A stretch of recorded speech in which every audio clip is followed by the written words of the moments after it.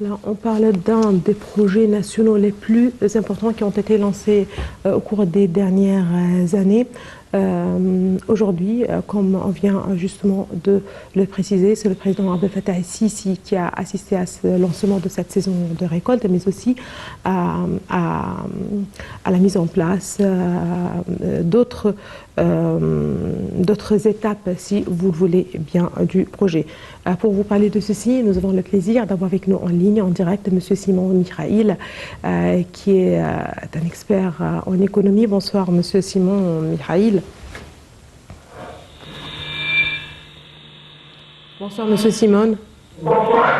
Voilà, c'est comme on vient de le dire, l'un des plus grands projets nationaux.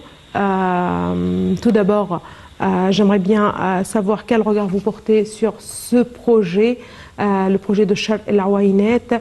On sait bien qu'il y avait d'autres projets peut-être qui ont été suivis ce matin, dont par exemple cette usine de pommes de terre. On va revenir pour parler de ceci, mais en gros, le projet de l'Est de l'Awaïnet, un projet géant.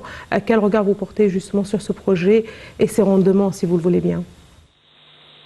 Alors, le projet de Sharq El Awaïnet est vraiment un des projets les plus géants dans la partie du sud de l'Égypte, est un projet qui a été destiné pour la production de blé sur une superficie qui dépasse 180 000 faidans. Ça veut dire qu'on parle d'une superficie en hectares qui dépasse les 65 000 hectares. Aussi bien qu'on a la partie qui se trouve dans le côté sud-ouest d'Égypte, vers la vallée El Dakhla, dans la province Nouvelle-Vallée, à 500 km du lac Nasser. C'est une zone dont la terre est très très riche, aussi bien qu'elle n'est pas polluée par tout ce qui est chimique. Ce qui la rend une zone idéale pour la production, et de là qu'elle a été divisée pour en faire des produits variés, dont le blé serait le produit principal. Et on parle d'1 million de tonnes de blé et 3 millions de tonnes de produits agricoles à la totalité, car l'Égypte, elle peut réduire l'importation du blé, vu la crise mondiale dans la production, car les producteurs locaux pour l'an 2023 n'auront pas, comme au précédent, les mêmes quantités sur le marché. Et même on est en train de travailler sur d'autres provinces d'une façon à conserver la production du blé et son transport à l'intérieur des gouvernorats égyptiens, d'une façon à contrôler cette culture stratégique, et avec cela on fait une très grande inspection au silo, grange en gare, pour examiner tous les mécanismes de livraison de la récolte de blé pour la saison 2023.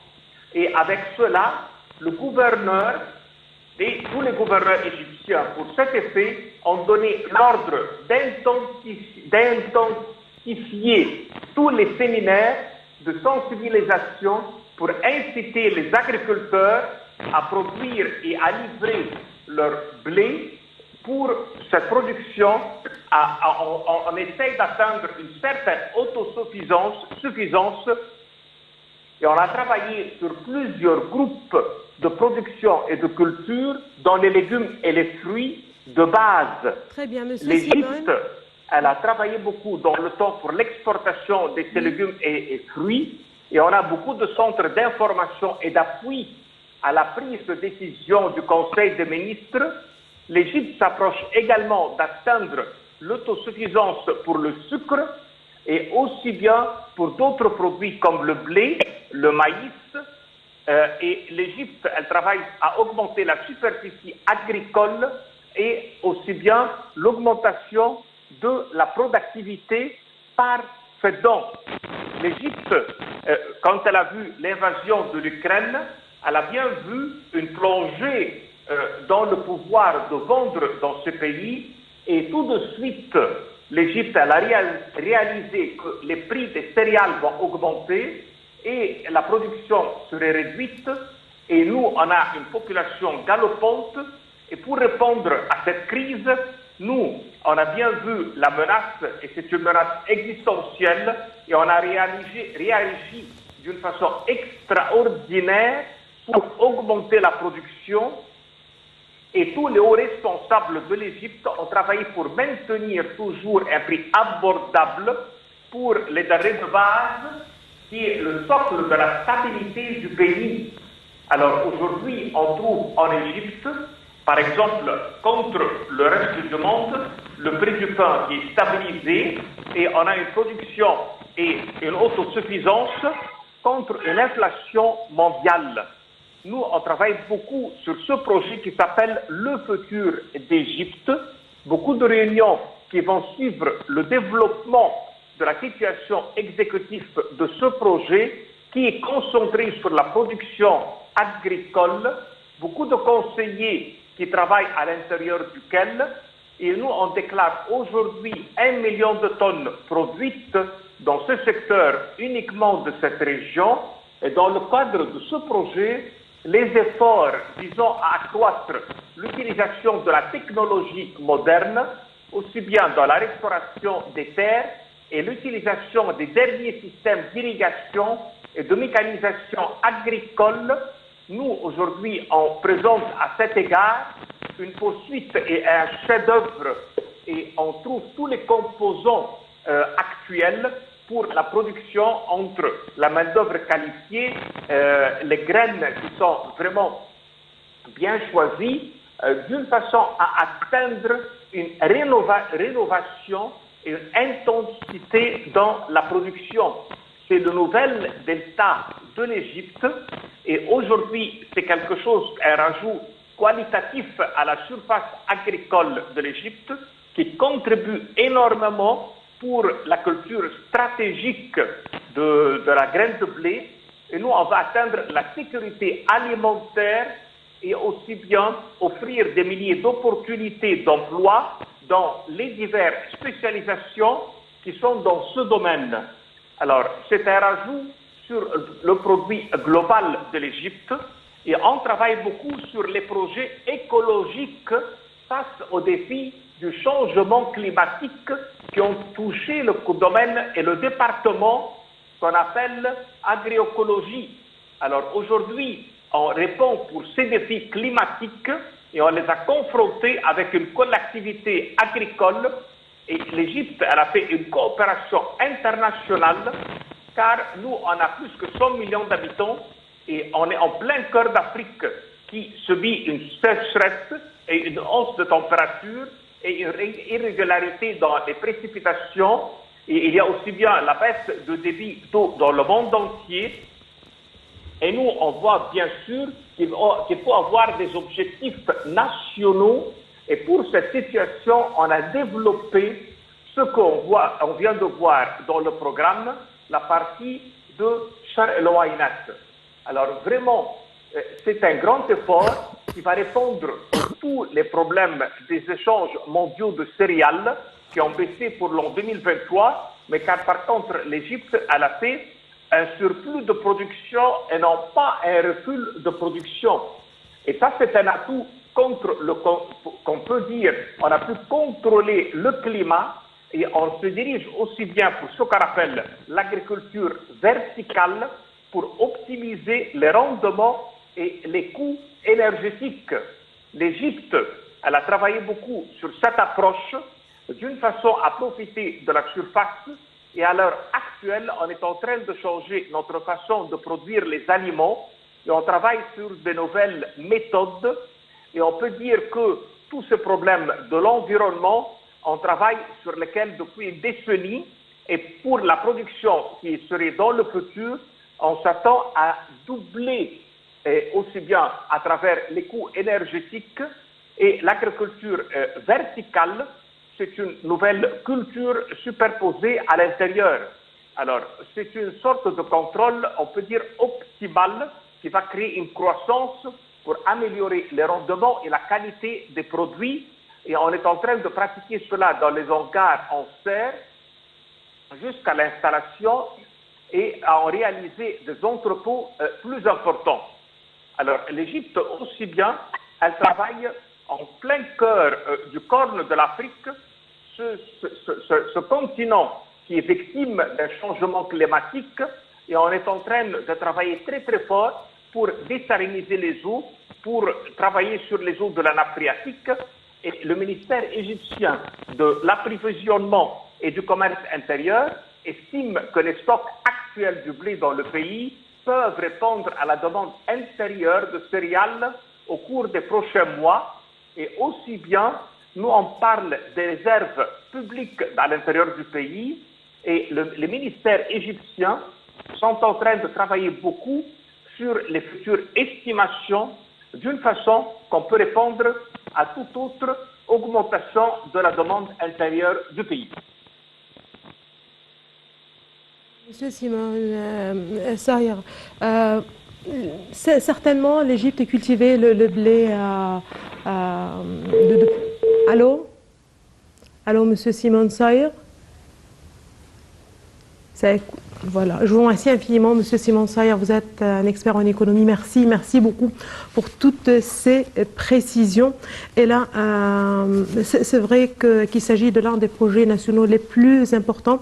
On a vu aussi l'intérêt accordé par l'État à maximiser justement, à optimiser le rendement, certainement des terres agricoles. Un grand intérêt est accordé surtout à la production, à la culture du blé.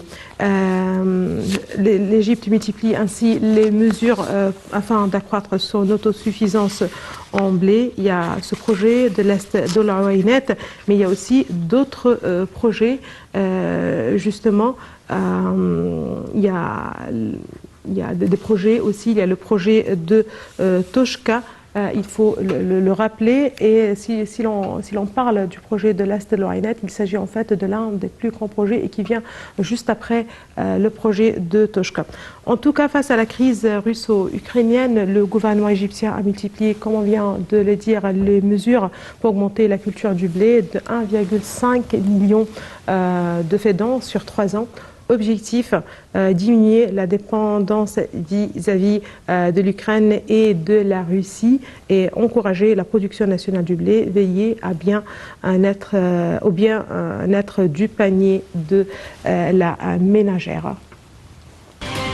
Voilà, de retour, nous avons le plaisir d'avoir avec nous encore une fois en ligne, en direct, Monsieur Simon Mikhail, qui est un expert en économie. Ravi de vous avoir parmi nous une fois en plus, Monsieur Simon Mikhail. Merci à vous. Justement, c'est l'Égypte qui vise à accroître son autosuffisance en blé de 40% actuellement à 65% en 2024. Mais l'Égypte travaille parallèlement, c'est-à-dire un grand intérêt est accordé à d'autres produits agricoles. Certainement, le blé est un produit stratégique. Vous l'avez précisé, Monsieur Simon.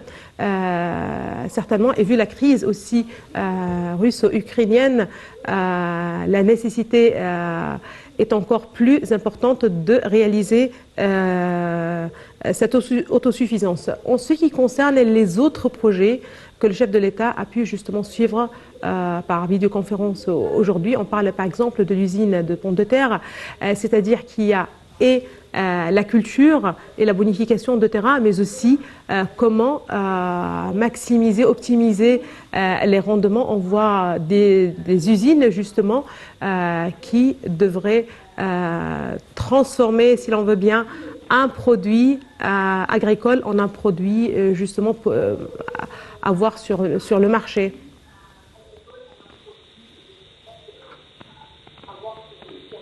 Monsieur Simon. Alors, l'Égypte, elle a beaucoup travaillé sur la production agricole des pommes de terre. L'Égypte, elle a été toujours le plus grand exportateur pour l'Angleterre. Les pommes de terre égyptiennes, elles sont parmi les meilleures pommes de terre du monde. Nous, on se caractérise par 2 familles de pommes de terre. Celles qui sont produites dans les terres sablonneuses et celles qui sont produites dans la terre limoneuse. Ce sont 2 produits différents. Celles qui sont produites dans les terres sablonneuses sont exportées pour qu'elles soient transformées en frites et en chips. Et ça, c'est le produit le plus cher qui se vend à l'extérieur du pays. Et l'Égypte aussi bien, elle se caractérise par plusieurs familles à l'intérieur de cela. On a les pommes de terre qui sont rouges et les pommes de terre qui sont jaunes. Et on a celles qui sont cuites, sont les épluchées. Et ça, c'est un avantage dans l'exportation, surtout qu'elles sont bien protégées des vers et qu'elles se conservent pour de longues durées. Aussi bien qu'on a fait de très grandes études pour réglementer le taux d'amidon à l'intérieur desquelles, et d'une façon qu'on fait pousser les variétés et les espèces les plus chères dans les marchés mondiaux. Voilà, excusez-moi, Monsieur Simon Sayer, Monsieur Simon Mikhail. Elle a réussi à avoir sa place pour la qualité et pour le prix. Très bien, Monsieur Simon, est-ce que les produits... La production de l'Égypte qui est exportée vers l'extérieur est une des meilleures du monde et on a une autosuffisance pour le marché local. Est-ce que ces produits c'est exclusivement destiné à l'exportation ou on le trouve aussi sur le marché national? On peut dire au goût de l'Égyptien, et ce sont des espèces et des variétés qui sont produites dans le delta de l'Égypte, qui est le grenier et la source principale de la production. L'Égypte aussi bien, elle en possède dans d'autres provinces comme la moyenne Égypte, une très bonne production et beaucoup de variétés qui partent vers le monde extérieur. Parfait. Monsieur Simon, est-ce que vous pouvez rester avec nous une petite pause justement pour l'appel à la prière et on se retrouve juste après.